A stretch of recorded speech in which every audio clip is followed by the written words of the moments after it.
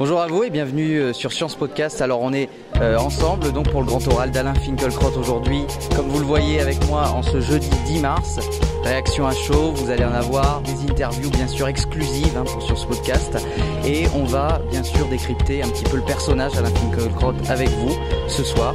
Merci à vous en tout cas d'être avec nous. Parce que je pense que c'est un auteur qui est de la vague avec les nouveaux philosophes, etc.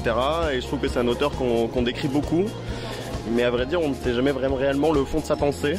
Et du coup, ça fait quelque chose de très superficiel. Et du coup, je suis venu ici vraiment pour peut-être approfondir un peu plus sur ce personnage qui est assez mystérieux et énigmatique. C'est pour le personnage parce qu'on dit beaucoup de choses sur lui et on le connaît mal, je pense.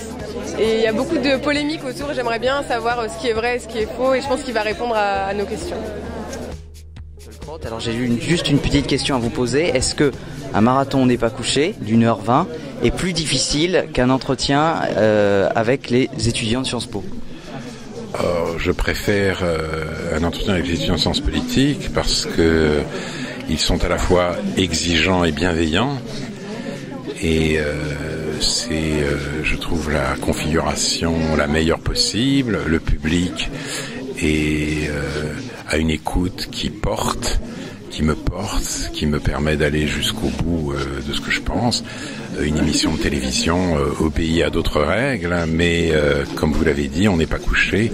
Ça vous laisse le temps aussi de vous exprimer, ce qui est à l'époque actuelle inestimable. D'accord. Et est-ce que vous avez une affinité particulière avec la ville de Bordeaux, par exemple? Non, j'aime beaucoup Bordeaux. C'est une ville que j'aime. J'aime autant le Bordeaux que le Bourgogne, cela étant. J'ai pas de préférence, mais c'est une ville très belle, très élégante, une belle ville bourgeoise, dans laquelle j'aime venir, mais je n'ai pas de famille à Bordeaux, je n'ai pas de lien particulier avec cette ville. Une amitié, c'est simplement. D'accord. Très bien, merci beaucoup. On reproche à Alain Finkielkraut d'être clivant, il l'a jamais moins été qu'aujourd'hui, je trouve. Moi, je suis absolument ravie. C'est une des meilleures rencontres de l'année. Ça n'était pas gagné d'entrée de jeu. C'était une rencontre aussi que je redoutais un peu comme une rencontre à haut risque. J'avais peur qu'il y ait des tensions dans la salle.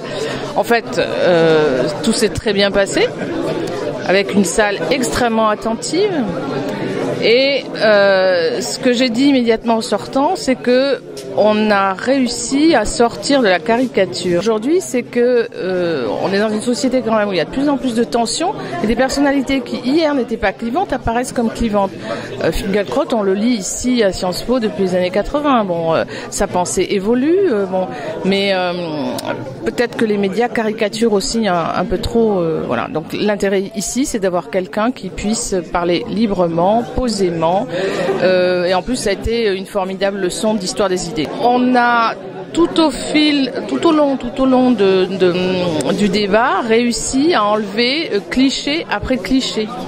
Donc je suis extrêmement satisfaite sur le plan, je dirais même intellectuel, quoi. On a réussi à aller au fond des choses. Voilà.